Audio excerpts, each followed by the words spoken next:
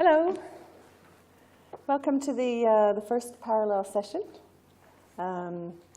So this session that we're running here in the Regal Room is with Dr. John Simpson and Dr. Lizzi O.Milligan, formerly from Bristol University and now with Bath University. And Dr. Simpson is from the British Council, and he is the Senior Advisor for English for Education Systems for Africa, Sub-Saharan Africa, based in Kigali. So we have two very interesting presentations from them on our work in Africa, with a case study on Rwanda. The speakers will speak back to back. And then we'll open up for some questions. So I'll hand over now to Dr. Simpson to give you his presentation. Thanks very much, Fiona. And just a very quick but heartfelt thank you to the conference organisers for actually getting us here, supporting us with our visa applications, and organising such a fantastic event and in a great venue. So what I'm going to be talking about briefly this morning is some of the situation vis-a-vis language and education models in Sub-Saharan Africa.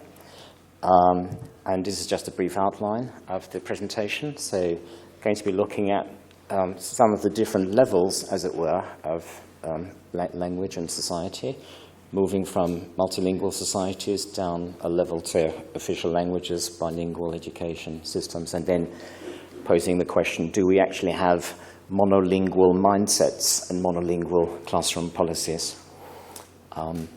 Then we'll be looking a little bit at typical models of language in education and some of the classroom operating features, talking a little bit about the strategic use and benefits derived from operating two languages concurrently in support of learning, particularly during the transition phase from mother tongue to English medium or French or Portuguese medium, whatever the wider language should be, and ways of strengthening learning and learning outcomes through a well-planned and executed MOI transition phase.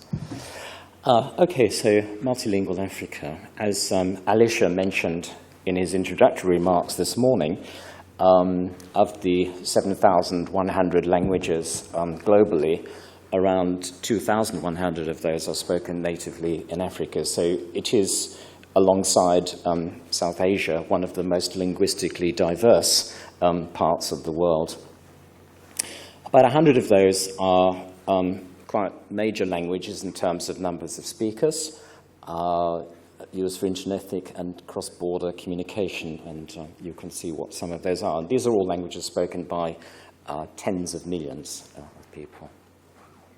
Of course, as you can, the vast majority of languages are local, smaller, minority languages, but and so the same kind of pattern and tension and dynamic operates there as in other parts of the world.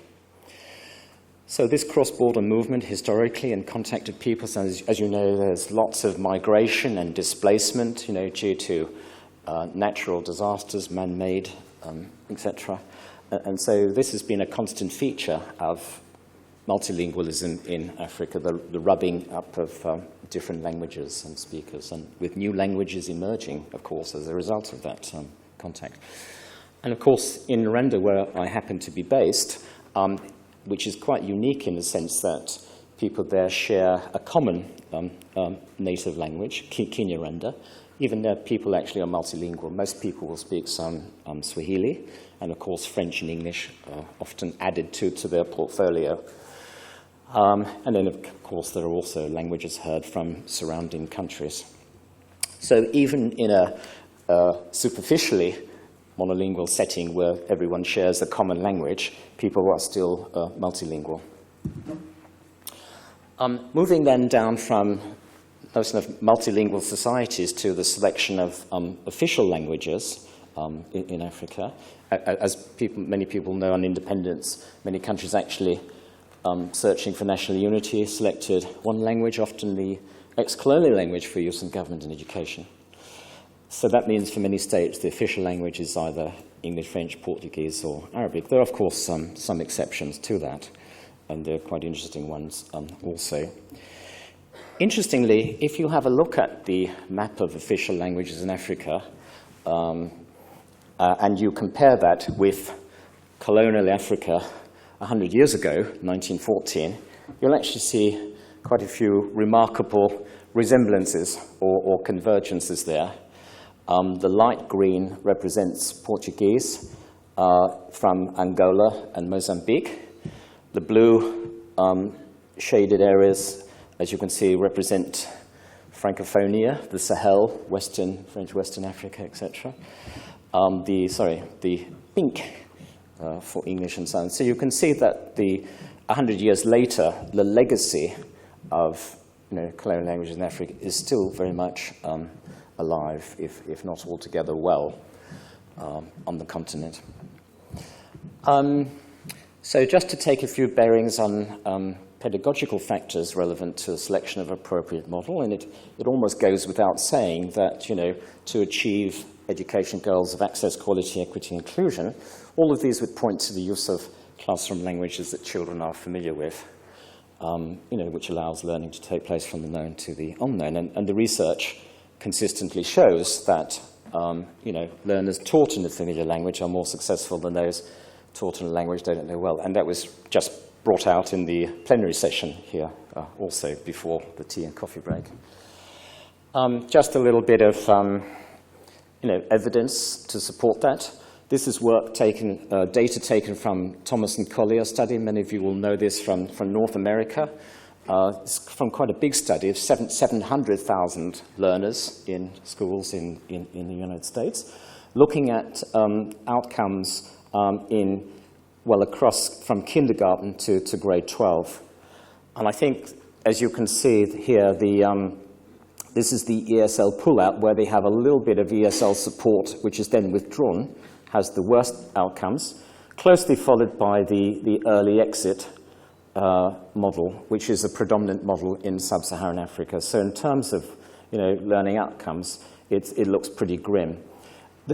Something to note is how things can be a bit deceptive in the early years because there's not a huge kind of gap or difference. And this can lead to people thinking that whatever approach you use is actually producing the goods. It's only until when you get into the later years that you have this quite remarkable drop-off in terms of learning and outcomes. The two models, as you can see, which perform best are the what's called the two-way or dual language bilingual education, or the late exit model, where the mother tongue is maintained at least through to the end of the primary cycle.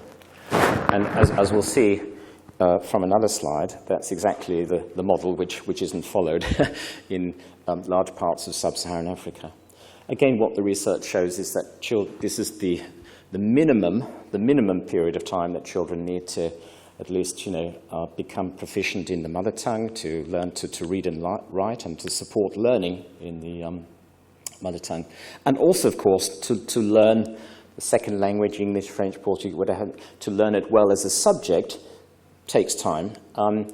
It's not about everyday English or playground language. It's about learning the cognitive and academic varieties of language that support formal education, be that the language of math, science, IT, or just the language of thinking and displaying creative and critical thinking and problem solving in the language of learning. Those are all quite challenging and quite complex and abstract uses of language, for which proficiency can't necessarily be obtained in the first 3 years of primary education.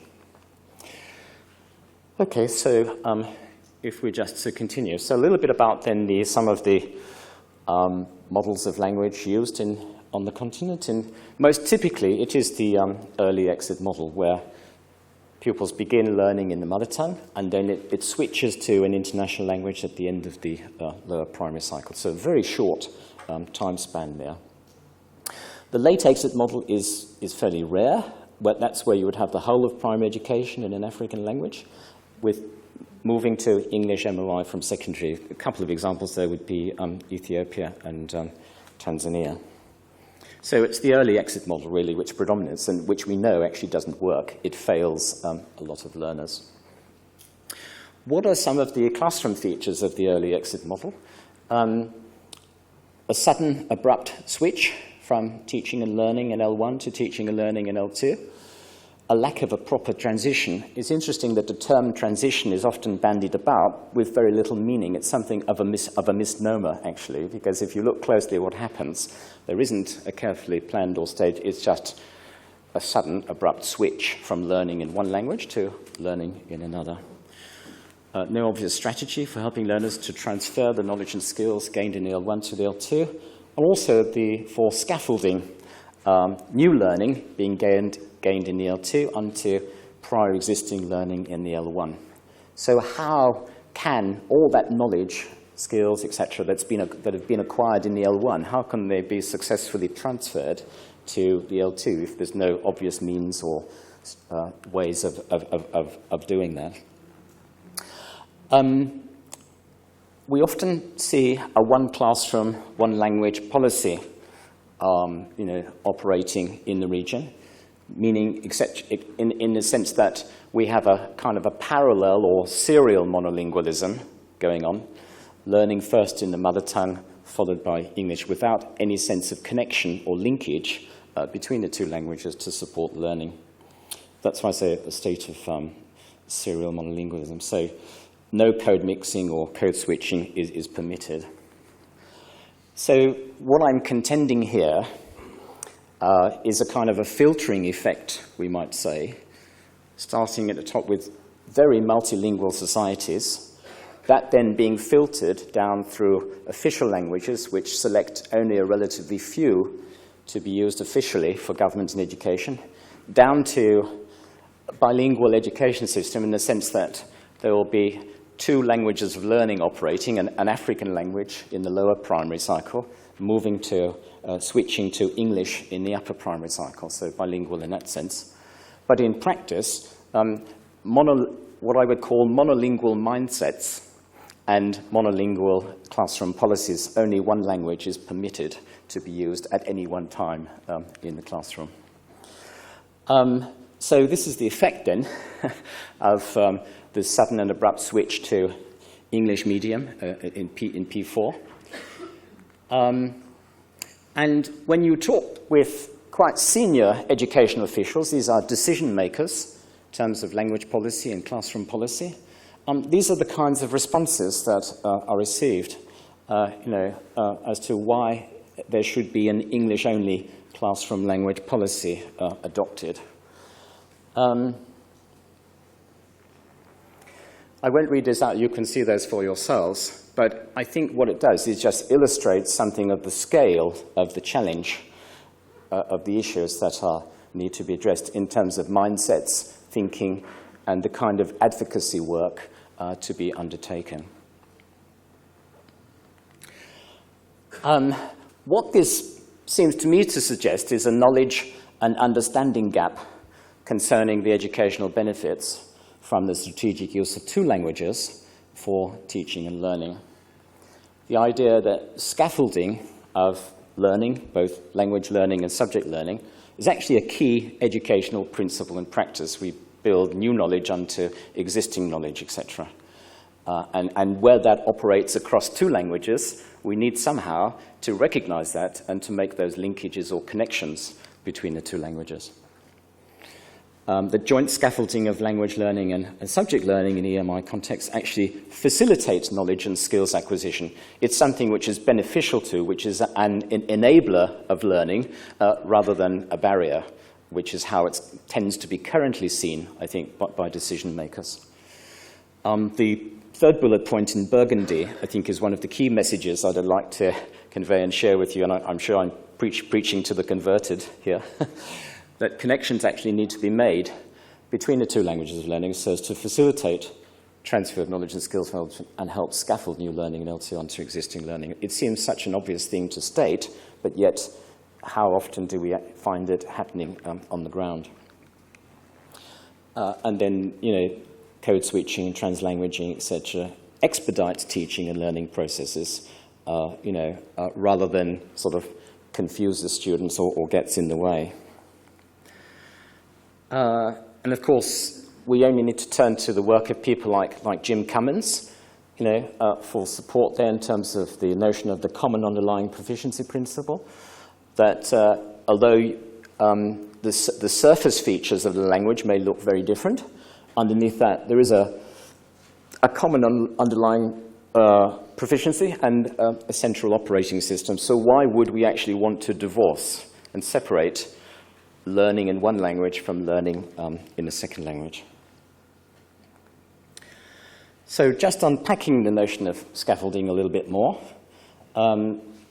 cognitive support that an adult or a more able peer can give to a child so they can develop and grow.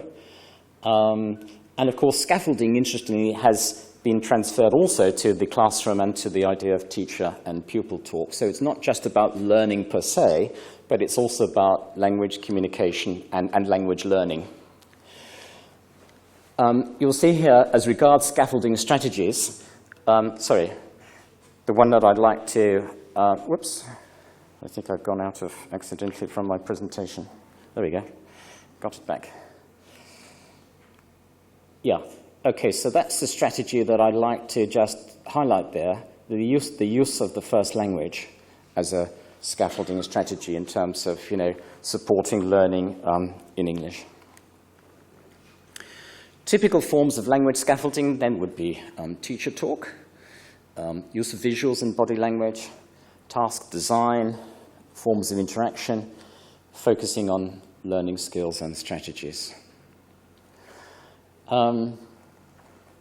Here are some examples of scaffolding for ESL reading and listening, which will be very familiar to those people with an ELT background.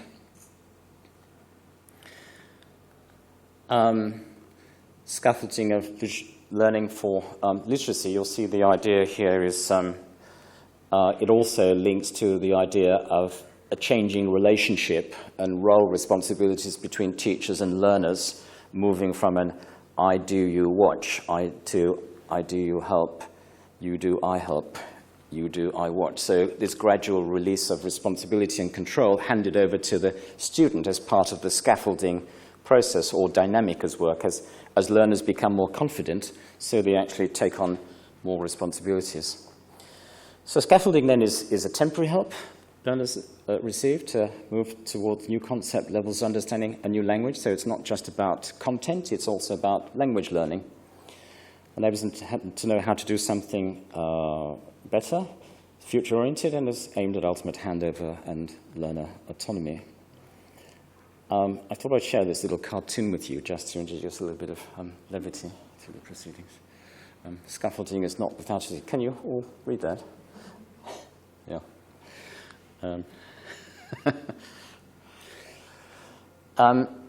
Interestingly, scaffolding also is very closely linked to Vygotsky's notion of the zone of proximal development, where you know that in the central, the first zone is what students are able to do themselves without any support. The zone of proximal development then is their ability to learn through scaffolding, either from a more knowledgeable peer or an adult, through to things which are currently out of reach, even with support. There are different ways of visualizing, as it were, the zone of proximal development. The main point is the idea of scaffolding is actually quite central or crucial to it, to work within that zone. This is just a kind of an arrow formation to show that relationship between what the kids can do alone, what they can do with help, and then they still can't do yet beyond that. Okay, I won't dwell on that. Language learning also has been framed within this metaphor, if you like, in terms of how and what children can communicate independently, how and what they can communicate with help, and what they're not as yet able to do, even with support. That's just another illustration of how that notion of scaffolding and zone of proximal development can support readers through that sort of process of building up their reading skills. Okay, so what are some of the implications of that for bilingual education? And again, it's the second bullet point that I think is important. The idea that we actually need to form bridges between the two languages of learning, so to facilitate the transfer of knowledge and skills and help scaffold new learning. So where you have a one classroom, one language policy, this actually creates a barrier to achieving this. Okay. So in terms of bridging the two languages of learning, there are lots of different examples of that. Dual language readers would be one example. Unfortunately, we don't see too many of those, I think, in Sub-Saharan Africa. It's mainly mostly readers in English, a few in the local languages through local publish, but quite rare to see actually dual language readers. As to dual language textbooks, I'm not sure if any actually such exist. Most textbooks are in English, even in the lower primary grades where the language policy stipulates use of the mother tongue. So there's a real kind of compliance issue and a paradox that the language policy stipulates use of mother tongue, but actual textbooks are in English. Lizzi will talk more about the pilot prototype materials that were developed recently in Rwanda for P4 learners to support their shift to I just wanted to illustrate one or two points about how the languages can be brought together. For example, in very simple texts where you show the key words and the relationships between those in the two languages to facilitate learning.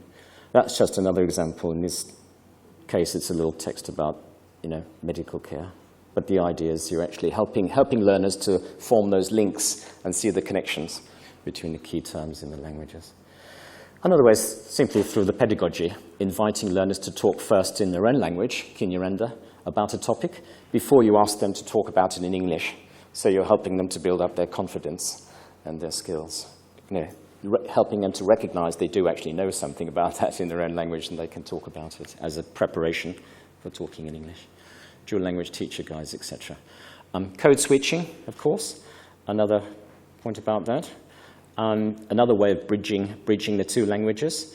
And here we're not talking about sort of haphazard or random code switching. The key word here is strategic code switching or translanguaging, which can be seen as part of a teacher's professional skill set, showing the ability to make moment-by-moment decisions that allows for flexibility in language learning. So knowing when it's appropriate to switch to the mother tongue, maybe to, and it's all about paying attention to that gap. Okay, so some of the benefits of that in bilingual classrooms. Again, it seems kind of fairly self-obvious when you stop to think about it. But again, if it's not legitimized, if it's not allowed, then teachers don't feel comfortable actually doing it. Even though in practice it may happen, they don't feel that they have permission to do it, which is the key point. Okay, so again, just some examples of when strategic code switching will help support learning. Again, I'm sure we can all think of other examples. The transition phase, which is really the final dimension that I'd like to talk about. As I say, people talk about transition, but actually in practice, it's not there. But what actually you can achieve by creating a transition phase is it opens up the space for some of these dual language practices to take place in the classroom. There's just an example of, this is actually again from North America, how you're going to have a gradual phased approach to this. This is Spanish and English, rather than a sudden and abrupt transition. In Rwanda's draft revised language and education policy, there is a statement about the transition to English as languages learning will take place in the upper primary cycle, rather than a sudden switch at the end of P3 to P4. Strategically using Kinyarwanda along with English during the phase, and also, importantly, retaining Kinyarwanda as a subject of learning in the upper primary to help transfer,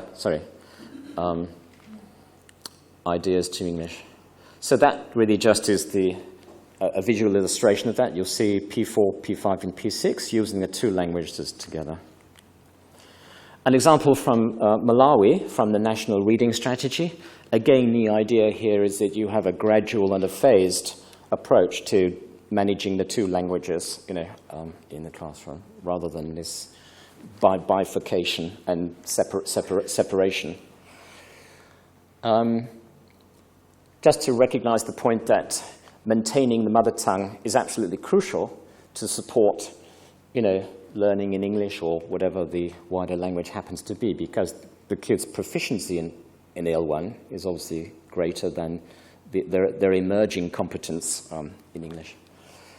And then just a reminder of the threshold hypothesis. This again is back to the work of Jim Cummins. Before the benefits of bilingualism can be achieved, there is actually a minimum level of proficiency required in both the mother tongue and the foreign or second language if bilingual education is actually going to succeed. And if that threshold isn't reached in both languages, then bilingual education actually is at risk.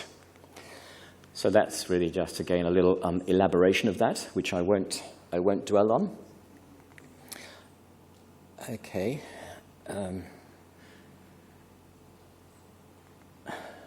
And then a final slide, just to try and summarize some of that, to say that, yes, some progress, I think, is being achieved in attempts to extend the use of the mother tongue as support to learning and in bridging languages.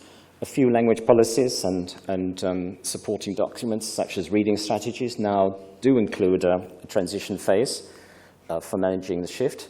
However, much work remains to be done in challenging monolingual mindsets in classroom policy by advocating for both extended use of mother tongue and a graduate. So I don't think we should underestimate the challenges that remain, particularly in terms of attitudes and mindsets by decision makers and influencers. There's, much work remains. However, so the final point, empowering teachers and learners to succeed depends on the degree to which these translanguaging practices are or can be legitimized.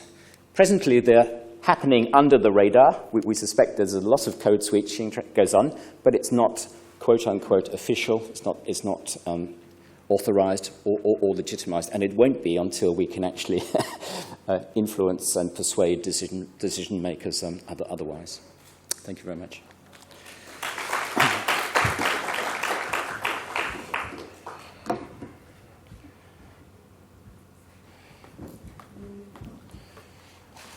So I think yours is there, Lizzie. That's me. There you go. Okay, shall I get it onto the slides here for you? There you go, and then there's a Brilliant, thank you. Okay, so following on from John, who we've been working closely with in Rwanda, I'm going to now focus on a case study of a project that was called Language Supportive Textbooks and Pedagogy.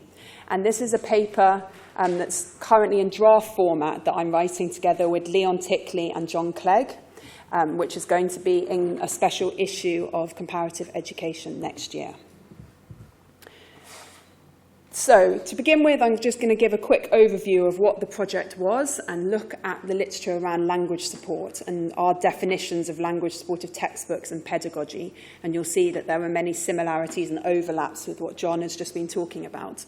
And then I'm going to focus in on what our project's main findings were, and then start to think about conclusions and implications, which we can then move into the discussion. So what we did was we worked with Rwandan publishers to develop and trial prototype textbook chapters. And these were in 3 main subjects: science, social studies, and maths, in primary 4. And we worked as well with teacher trainers, and we trained teachers that teach in primary 4 across 8 different schools in language supportive textbooks and how to use those textbooks in the classroom. And also working with publishers and the ministry in Rwanda to develop protocols and guidelines to look at ways in which some of these changes in textbooks could become part of national protocol.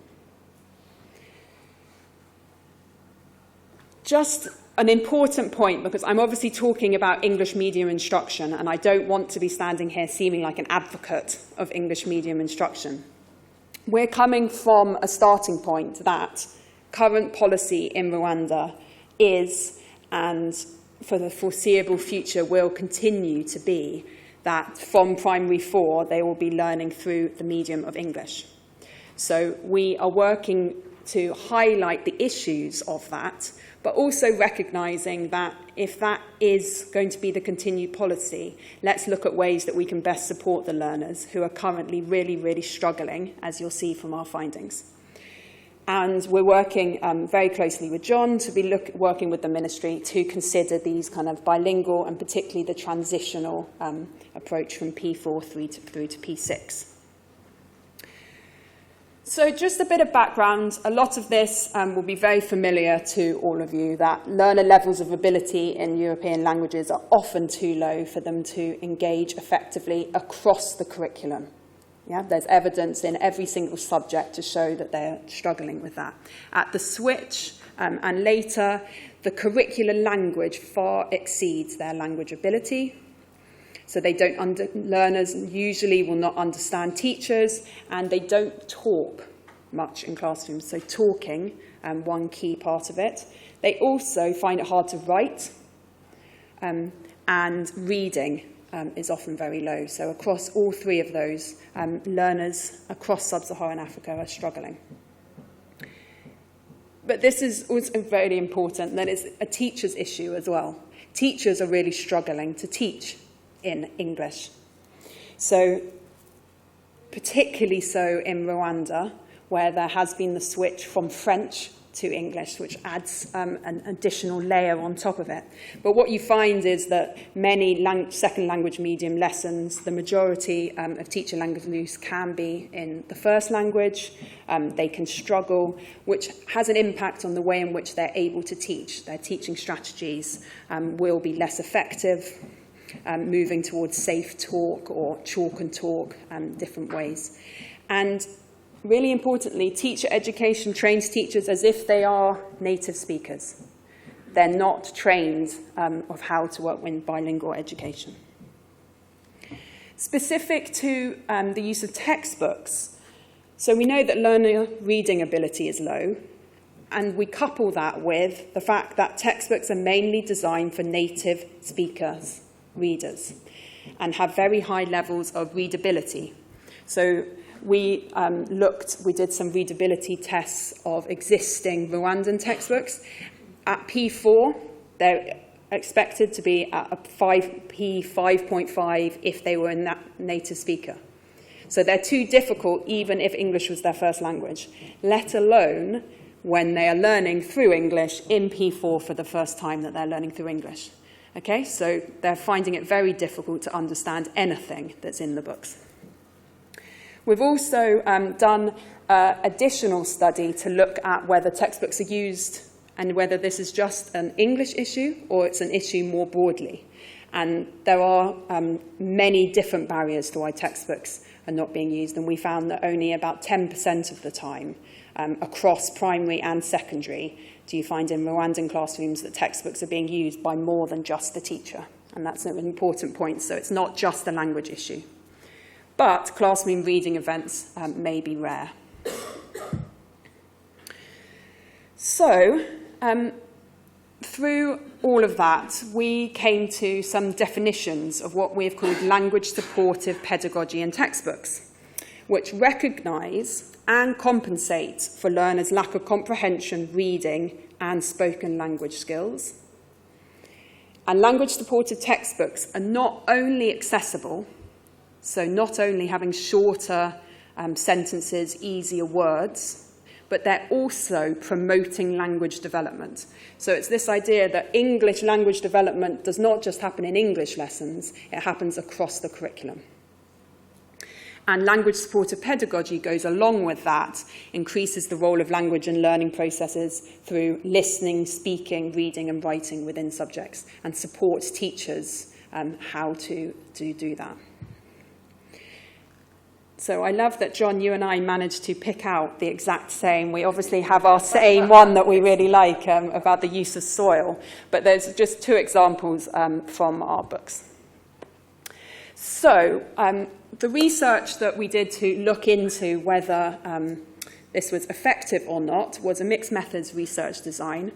We wrote pre- and post-learner tests. So we had pre-tests that were based on language and comprehension, so vocabulary and comprehension, and they were from P1 through to the beginning of P4 English. So it wasn't English at the level that they were currently at, it was from the whole way through. And then we did post-tests to look particularly at the subjects that children had learnt in the schools where they'd been given the prototype textbooks. And we had 8 intervention schools and 8 control schools for that. We also did a lot of qualitative work alongside that. So we did classroom observations, learner focus groups to see what the learners thought of the books, and head teacher and teacher interviews. And we looked at rural, remote and town schools across 4 different districts in Rwanda. So even though it wasn't a large-scale study, there is some ability to say that it's representative across Rwanda. And these are our research questions. So firstly, what is the existing state of learning through EMI and P4 classrooms? Have the interventions led to improved learning outcomes? And how far has there been an improvement in teacher classroom practice in the use of textbooks and pedagogy? And the baseline findings won't come as a surprise to any of you that existing levels of English proficiency were very low across all schools, control and intervention schools. We found that in the town schools they were slightly higher, but actually the differences between rural and remote wasn't significant. And you can see that the vocabulary mean is higher than that. The comprehension is very low. But also quite interesting is the range. So there are some children who are able to score as high as 90 in the vocabulary, or 81 total. But there are children who are scoring nothing. And if I show you that every single part of the test was multiple choice, you can see that it is actually quite impressive for someone to score a 0 if something's multiple choice. So we found that there were children who were just not completing it at all. So there are some examples that we made them as simple as possible. There was some matching of simple words with either Kinyarwanda or pictures, and then some simple maths and science questions. The other key thing that we found in the baseline was that teacher language proficiency, and associated with that confidence in teaching in English, was often very low.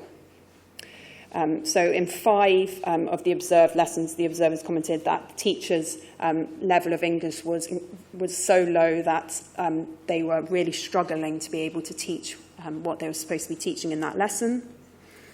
The interviews took place in Kinyarwanda. So teachers were given and they wanted to speak in Kinyarwanda and didn't feel comfortable doing the interviews in English.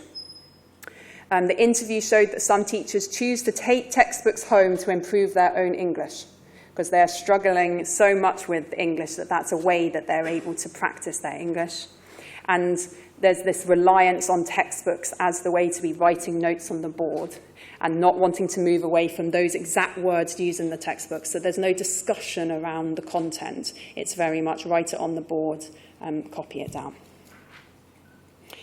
But we did find that there was quite a range in the way in which textbooks were used. So we did find some classrooms where learners were actively using textbooks, other ones where teachers were using textbooks and other sorts of visual aids to be able to teach in the classroom.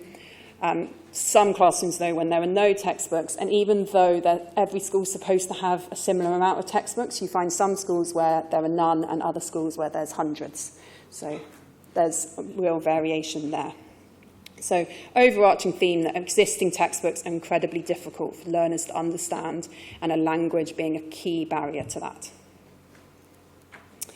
So in the post-tests, we had 3 subject tests based on topics that learners had covered, the same format. So it was a format that they were familiar with, but it was a different sorts of questions.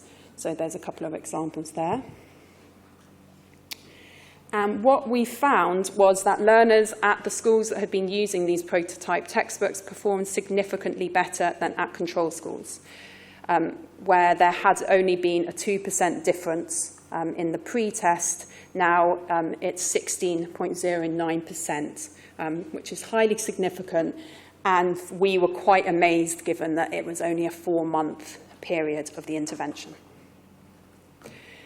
And interestingly, when you do statistical tests of correlation, whereas less than 1% in the pre-test, the difference could be explained by the grouping of intervention or control school, now it's 26.5%, which is a really high variance, highly significant, to suggest that it is the fact that they're in an intervention as compared to a control school that impacts on it. But if you can just about see from here, I think another really important part of this is that you'll see that in the intervention schools, so on the left, the lowest that a child scored overall was 21%.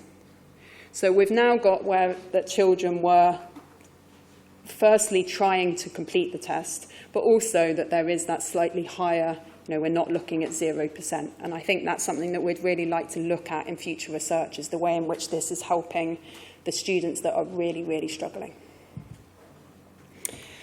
And across the board, the readability of the new textbooks, teachers and head teachers were very positive, and they all preferred them. They echoed many of the critiques they'd said before, that the previous books are too long and the texts are very difficult. So this teacher's saying that he finds them much easier. The other books were difficult because we had to use lots of different things. We had to look at books and dictionaries, new words being explained, but this is much easier. And learners were incredibly positive about using them. And really importantly, the most important part of it was the use of Kinyarwanda, being able to speak in their own language in the classroom for allocated amount of time, but also the glossaries in the textbooks they found incredibly helpful. So this quote at the bottom, you can just about see it, says, "This helped us increase our knowledge," which is very nice. And across the board, we found that classroom practice, classrooms are much more active, so we're using much more activities. Children are much more engaged in what's going on. They're working in groups and independently on different sorts of activities with learners very much involved. So we've got activities in this textbook are generally about filling in. If the child manages to read the text and read the new words explained in Kinyarwanda, then they can do the exercises without problems. The questions in these textbooks require short answers. When I give an exercise from these textbooks, more than half of the class passes the exercises and I feel happy. And another thing, that this textbook is easy to use. It has many activities that children need, reading, writing, talking, and they're all easy to teach. So it's not just the learning thing, it's also that teachers find it as easier to teach. And really important, increased learner motivation. So learners across the focus groups were all talking about how this got them really engaged and excited about learning, not just at school, but also when they go home. So they were taking them home and they were able to do some learning at home. And I think that is something very significant that, again, we'd like to follow up in some future research. And I'm just going to finish on the point about the use of Kinyarwanda, because this echoes what John was talking about before, is that learners and teachers did speak a lot about the positives of using Kinyarwanda, but there were observations in large differences in the amount that they used. Some teachers were very reluctant, other teachers used it beyond the extent of what we had outlined, and some felt that it was really going against official policy.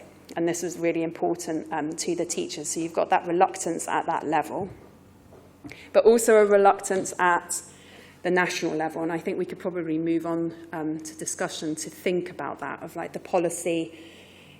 We were moving towards thinking about transitional. John could probably talk more about where we're at with that now. But what has been taken from our work is to make textbooks easier from the point of view of the English in them, not from the point of view of the different activities and being able to use Kinyarwanda in the glossaries and in the classroom. So certain aspects are being taken without what we think is probably the most important part, which is that Kinyarwanda is there and is able to support them. Okay.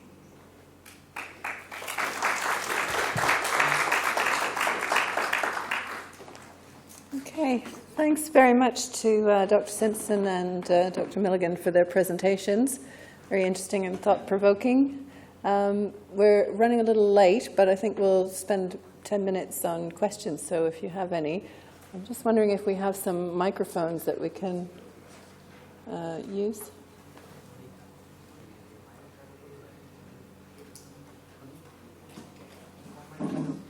Have we got a microphone?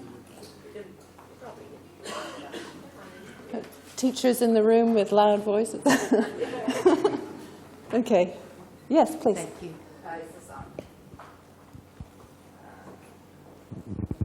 Hello, can you hear? Okay, it works. Thank you. Good. Thank you very much for an amazing presentation. Thank you. The central question, I think your findings are fabulous. And I think could serve as a model, you know, for many parts of Africa and in fact beyond. My question is this work open access? Because if you've got a model where you've got Rwanda and English, there's nothing that I would hope stopping you from uploading it, for example, on like the African Storybook, I don't know if you're familiar with that, and making that textbook then useful in other parts of Africa, where you would simply just substitute all the many, many, many hundreds of other African languages for Rwanda, because you're basically trying to teach similar content, whatever that might be, right, in sciences, math, and so forth. So just a comment, John, you had said there were no textbooks or very few in Sub-Saharan Africa. Well, that's not the case, as you know. We've got hundreds of now bilingual texts in the African Storybook. Well, text, but not necessarily in print, but they are available certainly digitally. So just to clarify that. But I'm more interested, quite frankly, in the other point, which is how do we then go to scale on those findings through a project like the African Storybook? Okay.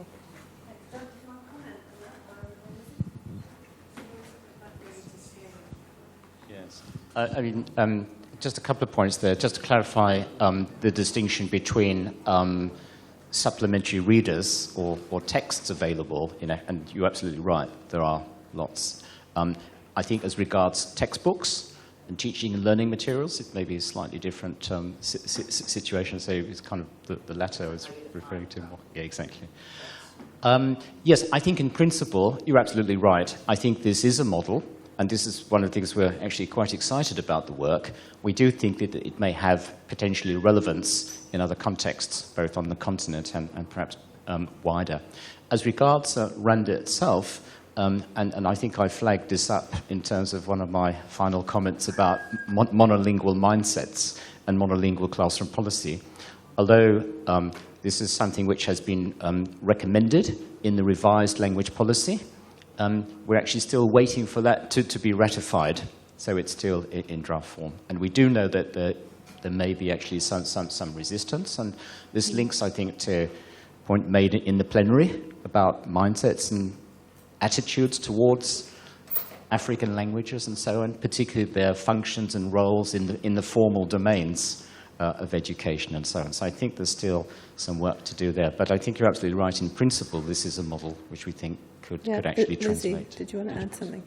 Only to add that I think that's a really good idea, and we could think about making them open access. They are only 3 chapters of P4 for Rwanda, so it's still very small, but as a model, potentially, we could be, we're also currently in the process of talking to more publishers and funders about these sorts of issues. So at the moment, we're trying to do that advocacy work kind of beyond Rwanda to see if there are ways that we can kind of get this model further out there. So there's a lady at the back there. Question?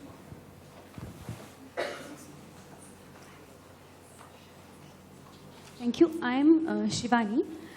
Basically, my pre-doctoral and doctoral work have been based on theoretical framework of Vygotsky, and I have evaluated for one of my theses a multilingual education model based on the second language acquisition approach and a multilingual education model which was rooted in cultural historical activity theory.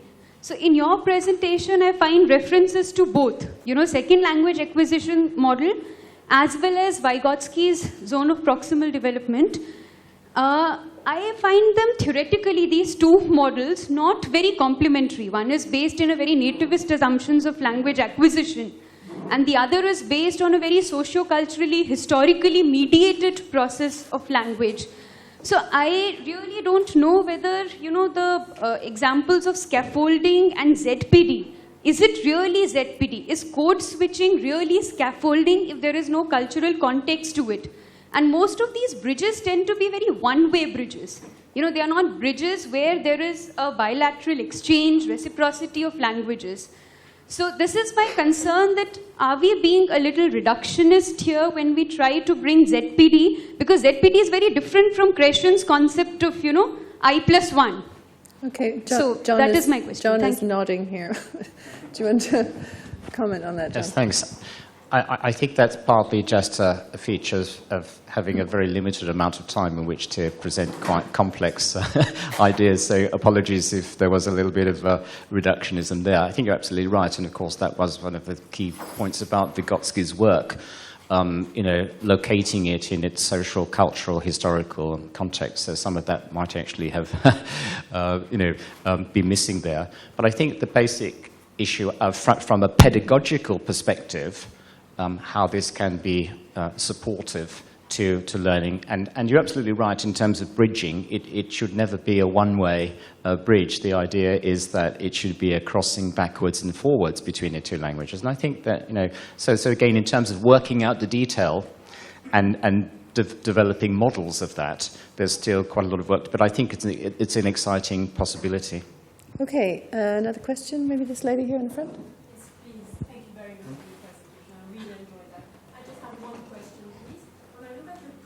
Results, and I look at the mean and the standard deviation. The mean is very low, the standard deviation is very large. Don't you think that maybe the issue should be addressed in P1 to P3 in terms of English language teaching as well, so that you reach a higher mean at P4? Then your project is just going to raise the standard even more. But that's what I think. What do you think? Lizzie, you want to take that? Yeah. Is that easy enough? I completely agree. I think that was one of the key things in the findings. It's not that we've just got children around a low mean. It's this huge variation in how children are doing. But do your recommendations include addressing P1 to P3 in terms of English language? No, but I think they should, so thank you. They're still in draft form, so I can take that on board. Okay, we have someone here.